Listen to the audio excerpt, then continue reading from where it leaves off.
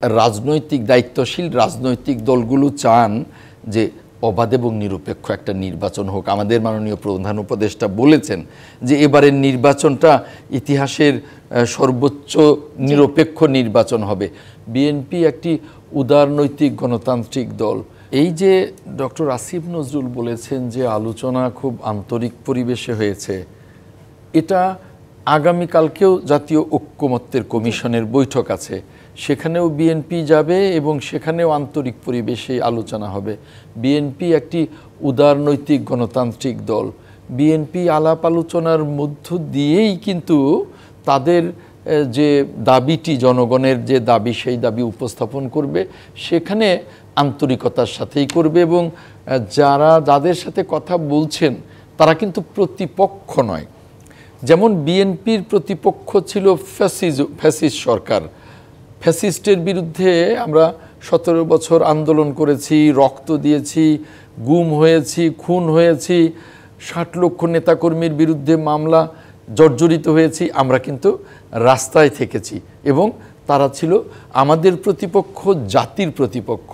আর বর্তমান যে সরকার, শ্রদ্ধেয় ডক্টর মোহাম্মদ ইউনূস, যিনি একজন বরেণ্য ব্যক্তি, যাকে আমরা সকলে মিলে পুরো জাতির সমর্থিত একটি সরকার, তিনি কিন্তু আমাদের প্রতিপক্ষ নয় যে আমরা আন্তরিক পরিবেশে আলোচনা করব না।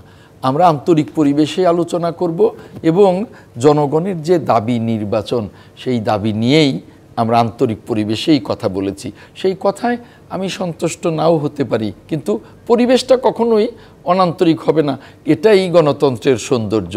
আপনার মনে থাকবার কথা, বেশ কিছুদিন আগে, মাস খানেকেরও বেশি, 2 মাস হবে, মাননীয় প্রধান উপদেষ্টা বলেছিলেন এবছরের শেষ নাগাদ নির্বাচন হবে।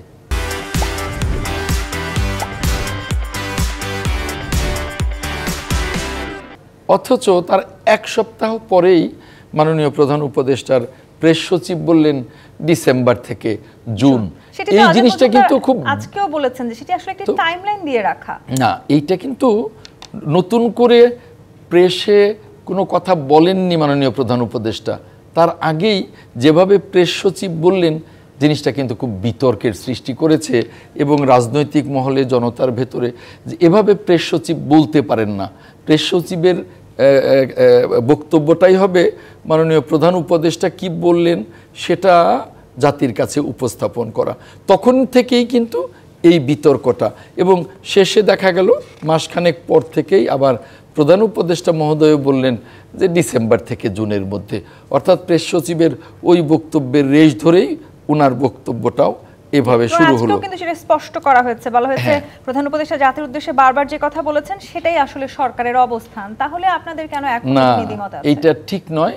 জাতির উদ্দেশ্যে উনি প্রথমে বলেছিলেন এবছরের শেষ নাগাদ।